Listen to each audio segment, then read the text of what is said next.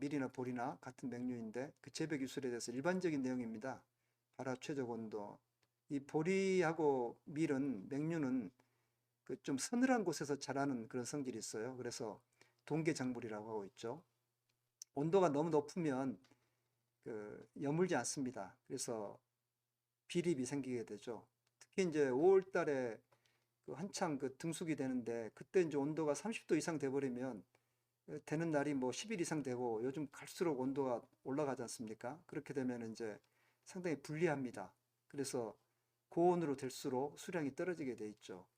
고온 시 건마름 증상이 있게 되고요. 크게 감소되고 품질이 저하됩니다. 그래서 이제 등숙은 약 출수 후 35 내지 45일경에 이루어지게 되는데 이후에 이제 수확을 해야 되겠죠. 토양 물리성은 뭐 약간 배수성이 약간 양호해야 됩니다. 그리고 pH 산도는 성 정도로 유지를 해야 됩니다. 그래서 이게 이제 안 되고 지금 보통 농 같은 경우는 우리나라 평균 pH가 5.8 정도밖에 안 됩니다. 그래서 그 2, 3년에 한 번씩 석회를 넣어주거나 아니면은 규산질 비료가 나오죠. 그럼 규산질 비료를 넣어도 그 석회 효과를 거둘 수가 있습니다. 그래서 적절한 시기에 그 논에 석회나 규산질 비료를 좀 공급을 해 주셔야 됩니다. 그리고 유기물 함량이 또 상당히 중요합니다. 그 맹류는 퇴비를 주셔야 됩니다. 반드시. 근데 퇴비를 거의 주지 않고 화학비료로만 그 재배를 하기 때문에 큰 문제가 발생하고 있습니다. 특히 작년에 이제 저온 피해도 그렇고요. 그래서 앞으로 이제 좀 나중에 말씀을 드리겠는데 이 퇴비가 정말 중요합니다. 맹류는요. 이제 종자는 뭐 발화력이 좋고 건전한 종자를 사용하시면 되고 또 순도 높은 종자 확보가 중요하기 때문에 보급종을 우선적으로 확보하셔야 됩니다. 아니면 그 단지별로 최종포를 육성을 하시거나 또 센터에서 최종포를 육성하셔서 보급이 되면 좋겠죠. 그리고 밀은 반드시 파종 전에 수매 업체하고 사전 약정이 필수입니다. 밀은 바로 보리처럼 먹을 수가 없잖아요. 그래서 이제 이건 밀은 배분을 해야 되기 때문에 팔 수가 없습니다. 수매 업체하고 사전 약정하지 않으면. 그래서 반드시 사전 약정을 한 후에 파종을 하셔야 되겠죠. 그리고 이제 친환경 하신 분들은 뭐 농약을 사용하지 못하니까 이제 비중선으로 해서 실한 종자를 이렇게 선별을 하시면 될 것 같고요. 그 다음에 종자 사독은 이제 페노밀 분재 같은 이런 분이체를 해주셔야 됩니다. 그래야 깐부기병 같은 것들이 나오지 않죠. 일부 농가에서는 깐부기병들이 상당히 심한데 그렇게 되면 좀 문제가 됩니다. 그리고 소독한 종자는 이제 식용으로 사용하면 안 되겠고요. 그래서 친환경으로 또 재배하신 분들은 이제 벼처럼 냉수 온탕진법 이건 온도를 잘 지켜주셔야 됩니다. 너무나 많은 양을 한 번에 넣게 되면 이 온도가 안 지켜지기 때문에 안 되는데 이렇게 이제 건조하시고 하게 되면 되고 또 일부 농가에서는 석회 유황 합제를 친환경 농가에서는 또 처리하기도 합니다. 생육 중에도 이걸 처리하는 경우도 있고요. 기후변화가 지금 상당히 심각한데 금년은 좀 날씨가 추웠죠. 다행히 추워야 됩니다. 맹류는. 겨울이 추워야 되는데 작년 같은 경우는 너무나 따뜻했죠. 겨울이. 그래서 그럴 때는 이제 웃자라 버립니다. 12월 달에. 웃자라고 또 병이 또 오게 되고요. 그렇게 되기 때문에 지금 여기 전북 지역 같은 경우는 파종기가 10월 25일 이후에 파종하시는 게 좋습니다.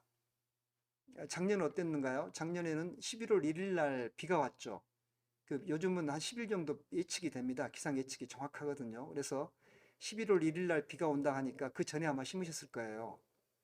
그러니까 10월 25일 이후부터 이제 기상 상황을 보시면서 파종을 하시면 좋은데 재작년 같은 경우는 뭐 오히려 11월 중순, 중하순에 심는 농가가 좀 피해가 적었습니다. 그때 이제 큰 어떤 피해가 있었기 때문에 그래서 11월 10일까지도 좀 괜찮은데 금년 같은 게 이렇게 추운 해는 좀 너무 늦게 심으면 또 문제가 되겠죠. 근데 금년은 다행히 온도가 좀 낮았지만 눈이 지금 덮고 있기 때문에 그나마 피해를 좀그 받지 않았을 거라고 생각이 됩니다. 근데 너무 이제 늦게 11월 11일 이후에 심었던 농가들은 약간 그 월동의 문제가 좀 있겠죠.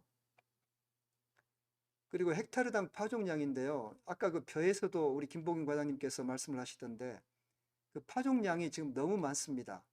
파종량을 거의 지금 한 2배, 3배를 뿌리고 있어요. 지금 한 필지 1200평에 지금 얼마 뿌리세요? 거의 뭐 20kg짜리 5포, 6포 뿌리시죠? 보통 농가에서는 뭐 한 필지당 100kg, 120kg 뿌리고 있습니다. 그 절대 그러면 안 됩니다. 근데 이게 안 지켜지고 있어요, 이것이.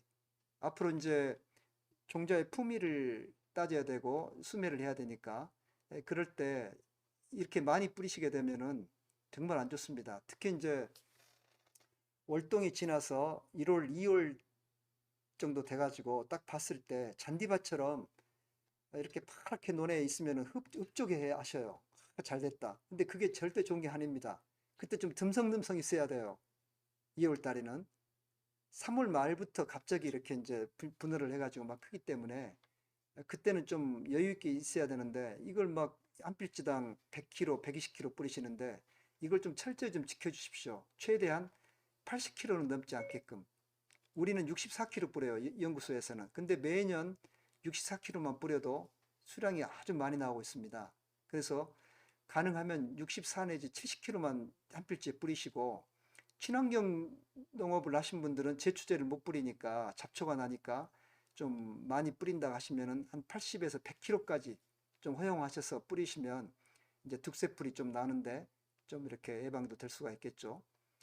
그리고 파종 깊이도 너무 또 깊이 하시면 안 됩니다. 이제 배토 내실 때 배토를 너무 깊게 하면은 많이 덮어지겠죠. 그러니까 적당하게 이렇게 배토를 하시고 또 너무 늦게 파종했을 때 가령 이제 11월 중순 이후에 파종했다. 뭐 이럴 때는 좀 깊이 파주시면 좋습니다. 배토를. 그러면 이제 많이 덮어지겠죠. 그래서 여기 보시면 18년도에 제가 직접 실험한 건데요. 전주에서 11월 26일 날 늦게 파종을 해봤어요. 자, 그러면 어떤 게 죄송해요. 제 좋습니까? 정력에 이게 문제가 오른쪽이 있나 좋은데 봐요. 이것은 파종 깊이를 5 내지 6cm 한 거고 이것은 관행으로 파종한 겁니다. 이렇게 늦게 파종할 때는 오히려 좀 그 깊이 파종해 주시는 게 좋고요. 그 다음에 또 2월 달에도 파종을 했는데 2월 달에는 큰 차이가 없었는데 이때는 비가 오지 않았기 때문에 비가 오지 않고 그 봄가뭄이 있었죠. 봄가뭄이 있어가지고 큰 차이가 보이지 않았습니다. 그런데 3월 4일 파종을 했을 때도 역시 마찬가지로 좀 깊이 파종했을 때가 얕게 파종했을 때보다 더 좋았습니다.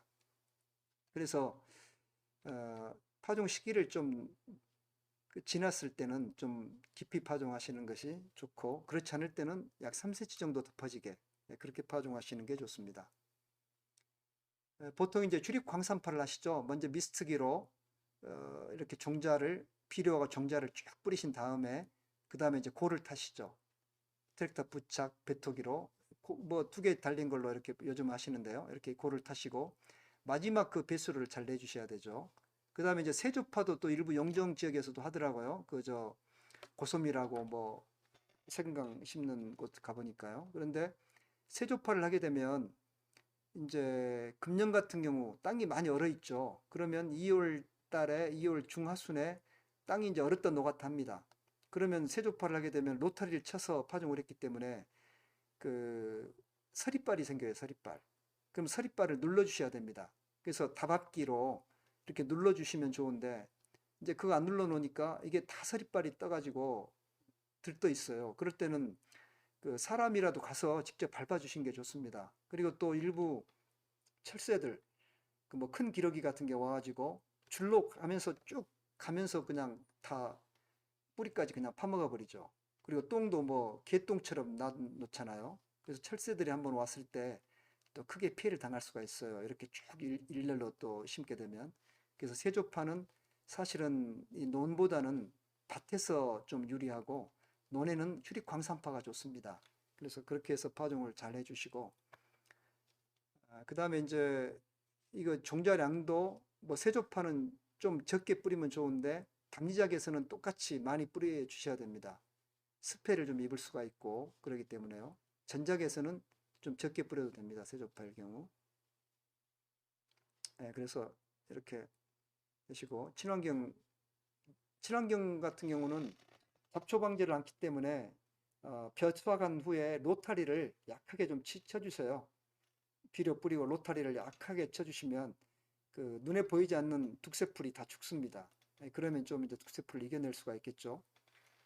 그리고 필지당 약 100kg까지도 좀 약간 많이 뿌려주셔도 괜찮습니다.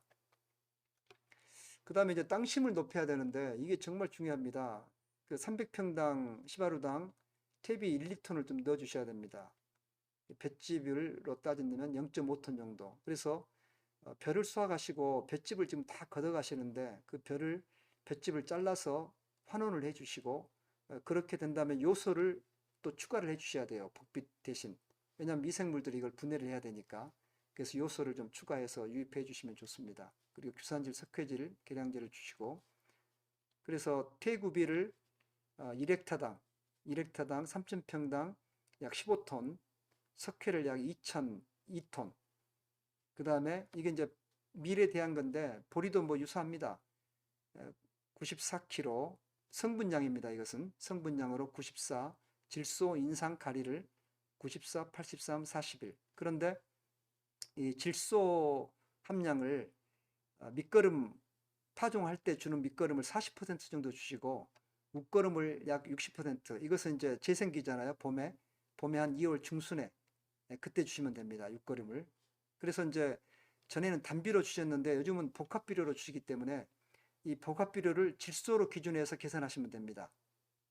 그래서 여기 이제 계산 방법이 여기 나와 있는데 그 복합비료가 어떤 거 가지고 계시느냐에 따라서 뭐 파워보리는 뭐 14% 질소가 14%인 것도 있고 요즘은 이제 보리밀 복합비료 화분가니까 좀 21%짜리 내지 23%짜리 이런 복합비료 쓰시면 좋아요. 그럼 이렇게 하시면 이제 밑거름은 아까 성분량으로 94에 40%니까 38kg가 되죠. 성분량이 밑거름으로. 그러면 밑거름 38kg를 이제 이걸 환산을 하면 됩니다. 나누기 38 나누기 0.14를 하면 되고요. 그 다음에 이거 복합비료 21%짜리에서는 38 나누기 0.22를 하면 됩니다. 21%니까요. 100분의 21이니까. 그러면은 계산해 보시면 헥타르당 181kg가 나옵니다. 그러면 헥타르가 4,000m²하고 그 다음에 1헥타는 10,000m²죠. 100 곱하기 100이 1헥타잖아요. 그러면 이제 1헥타당 181kg를 준다 했으니까 한 필지 4,000m²당 얼마를 주면 되냐 하면은 이제 이것 대 이것 이렇게 계산을 하면 이 x는 72kg가 됩니다. 그러면 72kg는 그 복합비료를 했을 때 3.6% 정도 되죠. 그래서 한 필지 1200평 한 필지당 이 복합비료를 3.6%만 주시면 됩니다. 3.6% 내지 4% 정도, 4% 정도 이렇게만 주시면은 되죠. 파종과 동시에 같이 주시고 그 다음에 이제 2월 중하순에 추비가 이제 줘야 되는데 그때는 요소로 주면 됩니다. 요소 비료. 질소가 아까 여기서 웃거름 60% 56kg이 성분량으로 나왔으니까 이것을 이제 환산을 해보면 요소는 46%잖아요. 45, 46% 성분량이기 때문에 나누기 0.46을 하면 됩니다. 56에다. 그렇게 하면은 122kg가 되죠. 헥타르당. 그러면 이 헥타르를 이 필지 환산하는 방식에 의해서 이렇게 계산을 해보면 약 49kg가 됩니다. 그러면 한 필지당 요소 비료는 2.5%가 되는 겁니다. 그래서 또 종자량을 약간 또 많이 뿌리시니까 그런다면 약 3% 정도 요소를 봄에 주시면 됩니다. 이제 이 복합비료 밑거름을 주셨으니까 이제 요소 줄 일만 남았죠. 그러면 2월 중순에 땅이 이제 좀 그 이렇게 마르게 되면은 그때 퇴비도 좀 내주시면 좋고 지금 퇴비 내주시면 좋습니다. 이제 땅이 좀 그 이렇게 풀어지면 퇴비를 넣어주시면 좋죠. 그리고 2월 중하순에 중순 정도에 땅이 이제 풀려서 녹게 돼서 재생기가 시작되면 이제 요소를 약 3% 정도, 2.5대 3% 정도를 주시면 됩니다. 그 다음에 이제 이 요소를 이렇게 주시고 또 이제 빵용 밀은 좀 단백질 함량이 높아야 되기 때문에 웃거름을 좀 더 주시면 좋아요. 그래서 1차 추비로는 아까 말씀드린 대로 약 3포 정도 주시고 그 다음에 2차 추비를 좀 주시면 좋아요. 그래서 2차 추비는 이제 좀 뒤에 또 말씀을 드릴 건데 출수 후 그러니까 출수 후 1, 2주가 있는데 4월 하순 정도 해당됩니다. 보리는 출수하면서 바로 꽃이 피는데 밀은 이제 출수 후 한 일주일 후에 꽃이 피어요. 그래서 출수 후에 약 1 내지 2주 정도, 4월 하순 정도 됐을 때 2차 추비를 이렇게 주시면 됩니다. 성분량으로 21kg 주시면 되는데 이건 이제 요소로 환산했을 때 47kg. 그러면 이제 한 2포 정도 주시면 되겠죠. 20kg짜리 헥타르당. 그러면 이제 이걸 또 필지로 환산하면 아마 또 더 적게 주면 되겠죠. 그리고 아니면 NK 비료. NK 비료에 질소가 한 30% 들어있습니다. 요소는 46% 들어있는데, 그러니까 이거에 대한 배 정도 더 주면 되겠죠. NK 비료로 하면 알거름으로. 그래서 배처럼 알거름 개념으로 이렇게 주셔도 괜찮습니다. 생육재생기라는 것은 이제 이것은 뭐 줄기를 자른 다음에 이삭 1cm 이상 이거 신장했을 때, 그리고 0도씨 이상이 3, 4일 지속되었을 때, 그리고 새뿌리는 아마 지금 캐보셔도 새뿌리는 하얗게 나와 있을 겁니다. 이 겨울 이 추운데 한번 캐보셔요. 그러면 이 하얀 뿌리가 나와 있을 겁니다. 그러니까 우리도 알지 못하는 벌써 입춘이 이제 2월 3일인데 입춘 때 캐보시면은 이 뿌리들이 막 자라 있어요. 하얀 뿌리들이. 그러면 이때 이제 요소를 주시면 좋다고 생각하시지만 또 지상부가 생육을 못합니다. 온도가 낮기 때문에. 그래서 2월 중순 정도 이후에 주시면 됩니다. 비 오기 전에 주면 제일 좋겠죠. 근데 만약 비가 올 걸 기다리고 있다가는 또 안 되니까 요소나 유황 비료를 주시면 됩니다. 그리고 이제 규산질 비료, 석회 비료의 어떤 시용 효과를 봤더니 뭐 이렇게 수량이 12%, 18% 올라갑니다. 석회를 시용하고 규산을 시용하면요. 그래서 산성토양 개량을 위해서 이런 것들을 시용해 주시고 그 다음에 또 붕소가 좋습니다. 맹류는. 그래서 붕소를 300평 시바루당 약 2kg 정도 이렇게 그러면 한 필지당 8kg 정도겠죠. 4배니까 한 필지는 시바루 40알이니까요. 4kg 정도 아니 8kg 정도 시용을 해주시면 아주 좋습니다. 연면 시비로 3월 초에 이렇게 0.2% 타가지고 주시면 되겠죠. 붕소 시용 효과를 보시면 수량이 이렇게 올라갑니다. 불임률도 좀 줄어들게 되고요. 불임률도. 그 다음에 이제 토양 12처방을 하게 되는데 이 시군농업기술센터에서 논토양 12처방도 해주십니다. 그래서 이것을 이제 토양을 떠와서 12처방에 따라서 그 프로그램이 있어요. 센터에. 그러면 거기에 따라서 이렇게 처방을 자기가 가지고 있는 보관비료에 따라서 처방을 받으셔도 되고요. 근데 이미 이제 기비를 주셨기 때문에 요소만 줄 일이 남았으니까 요소는 그냥 아까 제가 말씀드린 대로 그렇게 요소만 주시면 됩니다. 추비로. 지역별 생육 상황을 봤는데 이게 이제 작년에 아마 익산일 겁니다. 익산. 익산의 포장 현황, 황화 현상이 심했죠. 특히 밀에서 보리도 있었지만 밀에서 심했고 또 저온 피해가 나와가지고 이렇게 뭐 백수가 나와버리거나 이삭이 맺히질 않았어요. 이런 것들이 좀 많이 보였을 겁니다. 특히 용정에서 작년에 한번 보셨죠? 진딧물도 발생을 했고요. 재작년 너무나 따뜻해가지고 진딧물이 발생을 해서 병을 유발을 시켰습니다. 자, 이제 월동 전후의 관리인데요. 이렇게 배수로가 지나가는데 이게 노후가 돼가지고 물이 다 새 나옵니다.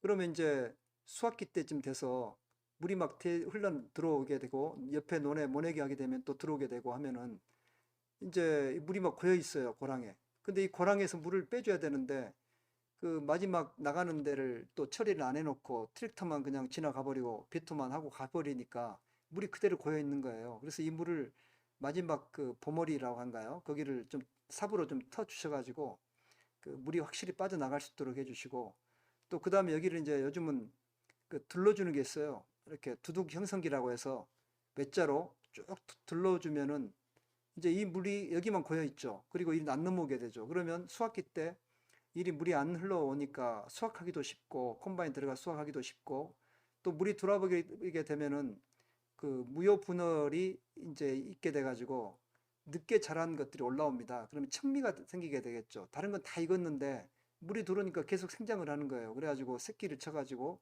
그 무효 분열이 새끼 친 것이 올라와서 청미가 발생을 해가지고 또 그 품질을 떨어뜨려 버립니다. 그러면 가격에서 크게 차이가 나죠. 그래서 물은 철저히 좀 관리를 해 주셔야 됩니다. 이렇게 돌려서 파종하기 전에 해 주셔야겠죠. 이것은 파종한 후에 돌려서. 그래서 이제 서리빨이 금년은 분명히 아마 서리빨 피해가 있을 거예요. 그래서 뭐 노는이 논에 가셔서 그냥 뭐 그냥 돌아다니세요. 밥 식사하시고 이렇게 돌아다니시고 밟아주시면 됩니다.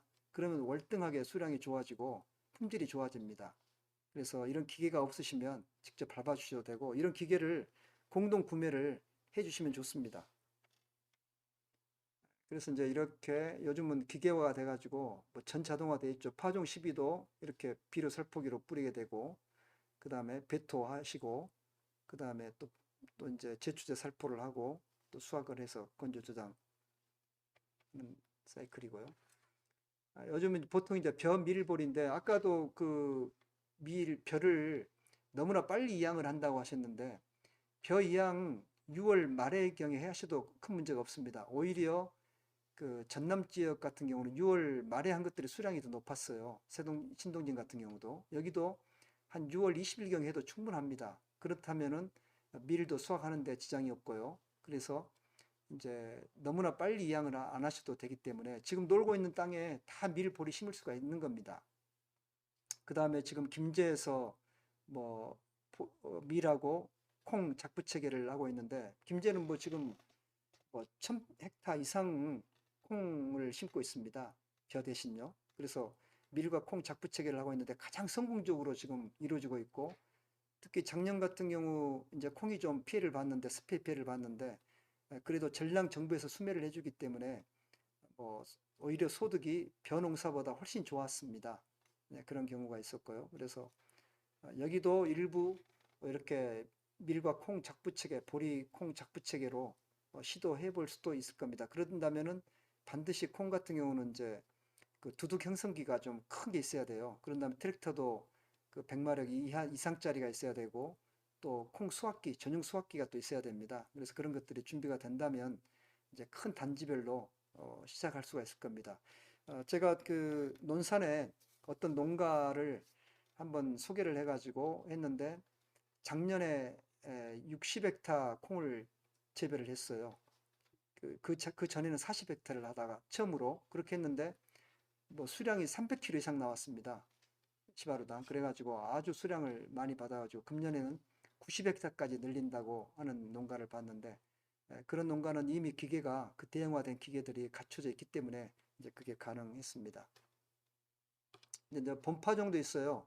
그래서 뭐 작년에 심지 못하신 농가 있으시면 금년 2월 중하순에 땅이 좀 녹은 것이 풀어졌으면 파종하셔도 됩니다. 밀파종을 보리 파종하셔도 되고요. 그래서 파종량을 좀 늘려야 됩니다. 이제 본파종은 분해를 많이 않기 때문에요. 그리고 비료도 좀 늘리시고 전량 밑거름으로 살포하셔야 됩니다.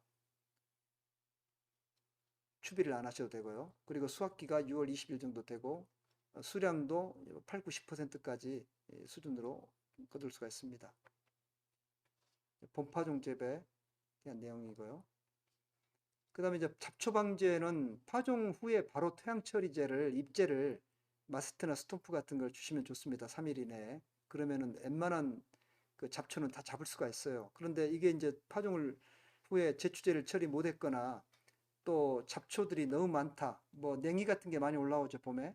냉이나 광엽 잡초가 올라오면 하모니가 있습니다. 이게 아주 잘 들습니다. 조그만 소량 7mm 정도 들어있는데 한 거기에요. 그거 처리하면은 뭐 광엽 잡초, 득새풀 다 잡을 수가 있고요.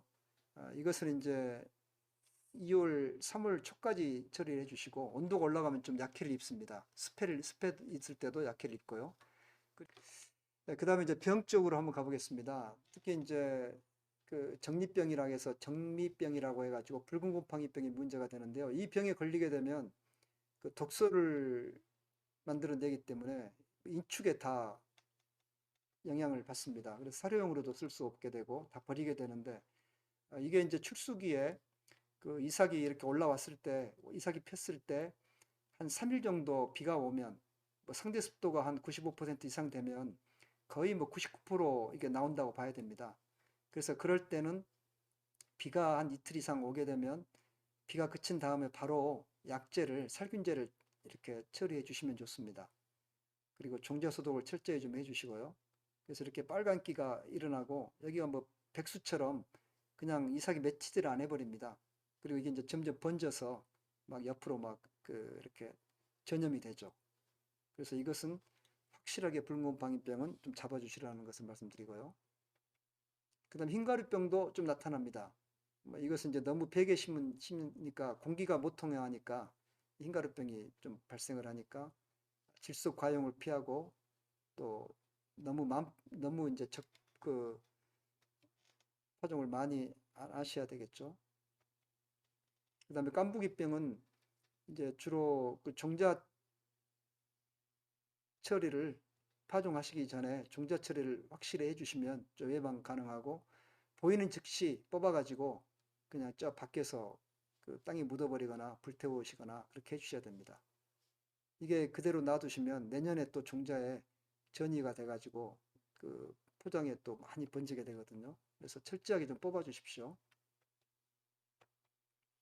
그 다음에 녹병도 지금 이거 이제 유럽이나 이런 데서는 뭐 엄청나게 문제가 되는 건데 우리나라에서 지금 제가 2, 3년 전에 한번 봤어요. 이것도 지금 우리나라 품종은 다 그 이게 감수성 품종이기 때문에 이게 심하게 나타납니다. 심하면은 이렇게 이제 지나다니면은 옷에 막 묻어요, 녹 같은 게.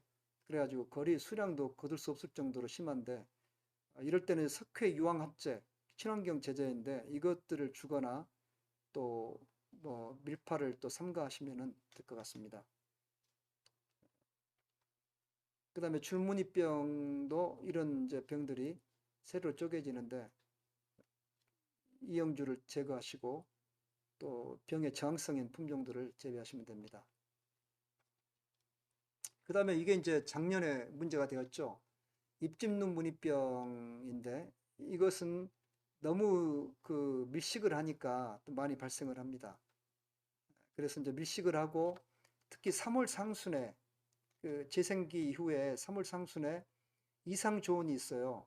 발병 조건이 9도씨인데 상순의 온도가 약간 좀 저온이 됐을 때 증상이 심하게 나타납니다. 그래서 지재부 땅에서 이렇게 한 10cm 정도 부위에 눈 모양의 눈깔 모양의 이런 그 반점이 나타나면서 죽어버려요. 이게 주저앉아 버립니다. 그러면 이제 출수도 못하고 완전히 죽게 되는데 이런 증상들이 있으면은 거의 뭐 수확도 못하게 되는 작년에 이게 좀 심했습니다. 특히 용정에도 이거 나타났고요.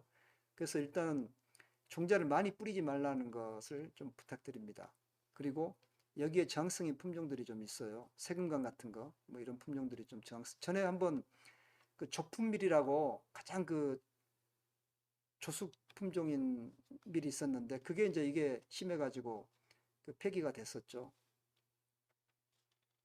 그 다음에 작년에 역시 보리 황화외압병이라는 보리 위축병이라고 합니다. 호위축병이 아니고 보리 위축병. 이 병이 아주 그 전국적으로 만연을 했습니다. 한 10년 만에 처음 보는 뭐 증상이었는데요. 그 재작년에 너무나 온도가 겨울 온도가 높았죠. 특히 이제 1월 최한월, 작년 최한월에 1월이 그 저온이 뭐 영하로 떨어지지 않았습니다. 거의. 그래서 진딧물이 이상 번식을 했어요. 그 진딧물 이상 번식을 하게 되면 이게 이제 그 바이러스 병을 유발합니다. 그래서 그 잎 끝터리가 노랗게 변했을 거예요. 잎 끝터리가 부분이. 잎 끝 부분이 노랗게 변하고 이게 이제 그 붉은색으로 변하거나 또 일부는 또 보라색으로 변한 걸 보셨을 거예요. 거의 전 농가가 다 그랬습니다. 그 이게 영정에서도 심했어요. 영정에서 처음에 2월 달에는 아주 좋았어요. 뭐 1월 달에 뭐 이게 잠을 자야 됩니다. 맹류는. 근데 잠을 자지 않고 컸기 때문에 너무나 좋았는데 그대로 놔두면 막 너무나 그 범무할 정도로 무성할 정도로 이렇게 됐었는데 갑자기 2월 말부터 주저앉기 시작하더니 잎이 누렇게 변하고 주저앉고 그래서 작년 2월 말부터 이 증상 잎짓는 무늬병과 황화예합병에 의해서 완전히 감염이 됐습니다. 전국적으로 뭐 99%가 다 감염이 됐습니다. 이렇게 감염이 돼가지고 했는데 그 원인이 진딧물이었다는 거죠. 그래서 이걸 예방하려면 1월 달부터 진딧물을 관찰을 해야 됩니다. 진딧물 잎 뒷면을 까봐가지고 진딧물 있으면 약을 좀 쳐서 방제를 해야 되는데 그러지 않아가지고 이게 나타났는데 이게 한 몇십 년 만에 나타났기 때문에 금년에도 추웠지만 또 나타날 가능성이 있어요. 진딧물들이 월동을 할 수 있거든요. 그 볏짚이나 또 이런 것 속에서 월동을 하다가 2월 달에 입춘 후에 날씨가 따뜻해지면 바로 또 작년에 재미를 봤기 때문에 계속 이것들이 나타날 수가 있습니다. 그래서 예찰을 좀 잘 해주셔가지고 진딧물 방제를 꼭 해주셔야 됩니다. 작년에 너무 피해가 심했잖아요. 밀 같은 경우는 제가 보기에는 용정 한 50%, 그 다음에 익산, 오산 한 70%까지 피해를 입었습니다. 그래서 이런 문제가 다시는 발생하지 않도록 좀 방제를 좀 해주셔야 할 겁니다. 진딧물류에 의해서 방제가 됐고 멸강나방이 또 파먹기도 하고요. 그 다음에 이제 저장해충인데 뭐 바구미는 너무나 이제 많이 발생을 하게 되고 이것은 이제 잘 말려주셔야 됩니다. 밀은 12%, 보리는 13%까지 잘 건조를 해주셔야 나오지 않게 되죠. 그리고 보리나방 이런 것들은 이제 좋은 저장고에 저장하시면 가장 좋습니다. 훈증제도 쓰시지만 우리 밀은 뭐 이제 친환경 밀이라는 이미지가 있기 때문에 앞으로 훈증제도 이제 점점 사라져야 되겠죠. 그래서 좋은 저장고나 또 뭐 건조를 철저히 하셔가지고 저장하는 것이 중요할 겁니다. 이제 PLS라고 해서 농약 허용 기준 강화 제도가 지금 2019년부터 전면 도입에 시행되고 있는데 그 장목에 대해서 등록되지 않는 농약은 원칙적으로 사용을 금지하는 제도입니다. 그래서 이걸 잔류성 분석을 해서 이게 이제 그 검출이 되면은 되지 않죠. 그래서 앞으로 정부 수매를 할 때도 아마 이게 도입이 될 수가 있습니다. 그래서 그 수확 후, 수확 전 뭐 40일 이전에는 이후에는 농약을 치지 않고 하는 뭐 그런 기준을 농약 안전 사용 기준을 잘 준수를 하셔야 됩니다. 더구나 농약 판매 정보 전자 기록도 의무가 되어 가지고 이제는 그 구매 이력을 또 전산 처리하게 되어 있습니다. 그래서 농약 판매상들이 이걸 해야 되기 때문에 어디로 판매됐는지가 정확히 나타납니다. 그래서 친환경 농가나 이런 데에서는 뭐 여기에 이제 그 이름이 나오게 되면 안 되겠죠. 그래서 정부에서 이제 이런 식으로 그 정보 시스템을 구축 운영하고 있기 때문에 철저하게 관리가 될 겁니다. 방제 약제를 보시면 이렇게 보리 밀에 대해서 PLS에 대해서 이렇게 지정이 되어 있고요. 여기 보시면 안정 사용 기준이 수확 후 몇 일까지 이렇게 처리하라고 나와 있습니다. 그 다음에 이제 GAP는 농산물 우수 관리인데요. 이것은 뭐 표준재배법, 농촌진흥청에서 발간한 표준재배법에 의해서만 농사를 지으시면 됩니다. 그래서 GAP 신청을 하셔가지고 이런 것을 받으시고 GAP 인증을 받으시면 이제 우수 농산물로 그 좀 더 높은 가격에 또 이렇게 될 수가 있겠죠. 그 다음에 무농약 유기농은 또 이제 교육을 또 하시게 돼 있죠. 기본 교육을 의무화가 되었고요. 그 다음에 이제 금년에도 한 해가 문제가 되는데요. 이제 좀 저항성 있는 품종을 재배를 해야 되는데, 여기 이제 전북 지역은 크게 문제는 되지 않습니다. 그래서 지금 나와 있는 품종들을 심으시고, 또 균형 시비를 잘 하시고, 너무 이제 이렇게 보리 같은 경우 한 해가 약한 것들을, 쌀보리 중에서 약한 것들이 있죠. 그런 것들은 또 이렇게 죽어버릴 수가 있습니다.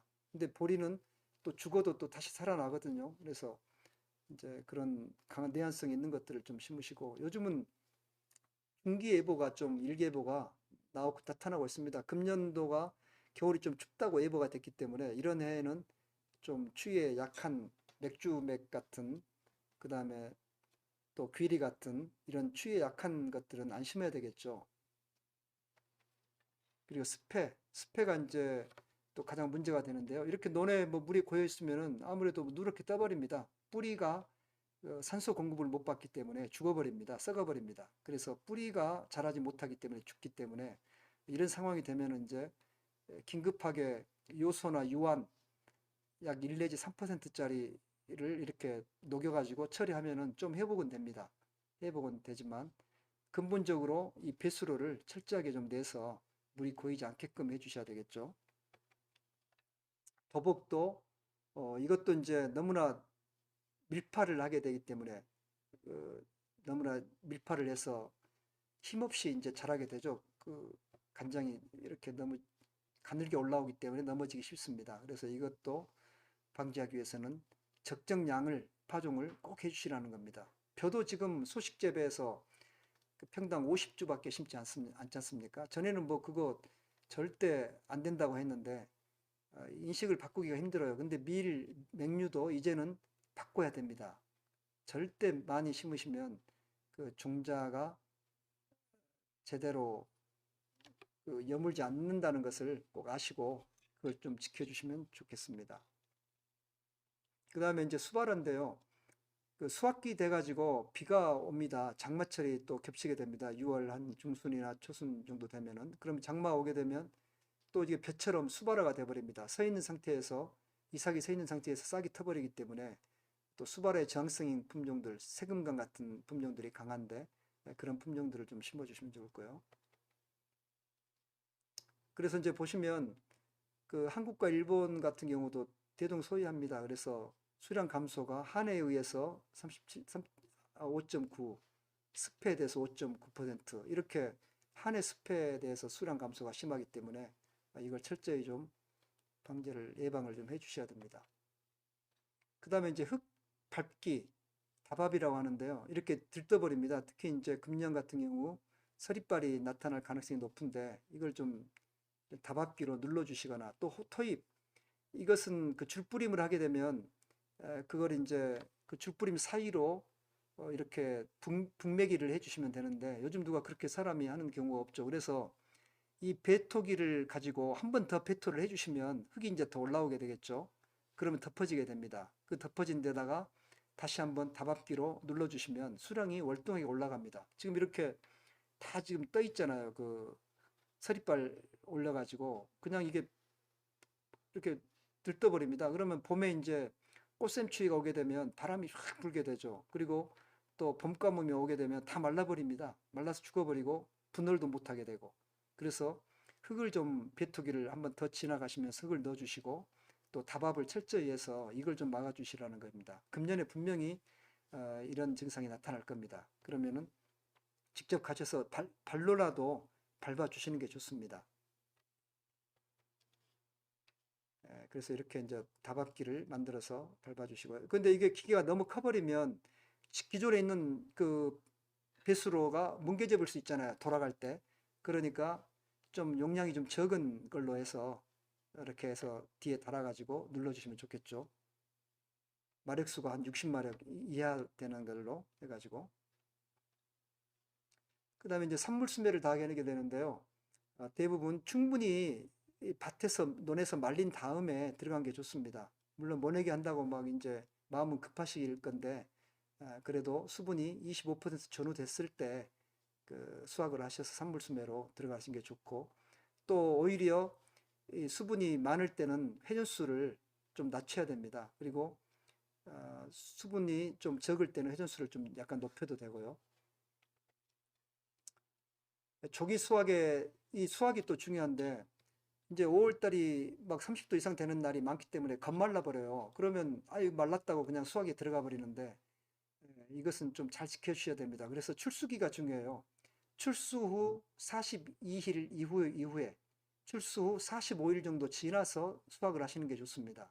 일본 같은 경우는 지도사분들이 그 깃발을 꽂아줘요. 밀이나 주로 이제 밀 포장해서 그러는데 깃발을 꽂아서 그 적기 수확기에 도달한 것들만 수확할 수 있도록 그렇게 해주는데 우리는 그냥 눈으로 보고 말랐네 하고 그냥 콤바인 들어가 버리면 미숙립이 발생합니다. 그래서 이걸 좀 잘 지켜주시고, 그 다음에 강우에 의한 변색잎이나 수발화가 발생하지 않도록 적기에 수확을 좀 해주시고, 그다음에 파손잎이 생성되지 않도록, 그리고 콤바인으로 인원의 수적으로 넘어갈 때 그 청소를 철저하게 해주셔가지고 이종 공립이 혼입되지 않도록, 이러면 순도가 떨어져 버리니까 그 등급을 제대로 못 받겠죠. 수확 시기입니다. 45일 이후에 수확하는 것이 적당하고, 이 모양을 보시면 42일째 겉은 다 말라있는 것처럼 보이지만 손으로 한번 비벼보세요. 비벼보시면 이렇게 파란기가 있는 게 있습니다. 이러면 안 됩니다. 그래서 이상목이 노랗게 됐더라도 한번 까서 보시고 확실하게 좀 여물었을 때 종자 수확을 해주시고, 탈곡 회전 속도도 지켜주시고요. 그 다음 수확에 적합한 시기가 있죠. 이렇게 쌀보리는 좀 출수 후 40일경에 해도 됩니다. 겉보리는 45일, 밀은 한 45일. 그리고 이제 건조기 온도도 수분이 많을 때는 오히려 건조기 온도를 낮춰야 되는데, 수분이 많다고 60도로 막 올려버리면 그 떡이 져버리고 안 좋습니다. 품질이 떨어집니다. 특히 밀 같은 경우는 이제 품질이 많이 떨어지는데, 그래서 40% 수분 함량일 때는 30도로 하시고 35%면 35도. 오히려 수분 함량이 높을수록 온도를 낮춰주시라는 것입니다.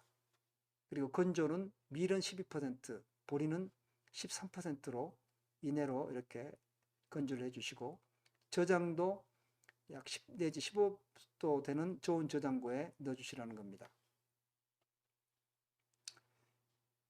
그래서 이제 수분 함량이 14% 이하, 맥주보리는 13% 이하, 밀은 12% 이하로 저장을 해주시고, 일본 같은 경우도 이렇게 주로 저온 저장을 많이 합니다. 일본은. 그래서 우리는 지금 상온에 톤백으로 이렇게 저장하고 있는데, 그 다음에 사이로에 또 저장하는데, 그것들도 사이로도 지금 막 여름에 물이 막그 결로 현상이 있고 막 하기 때문에 문제가 좀 됩니다. 그래서 이것도 보완을 좀 해야 되고, 통돌이로 돌려줘가지고 이게 건조를 한 번씩 해줘야만이 이게 건강하게 잘 보관이 되겠죠.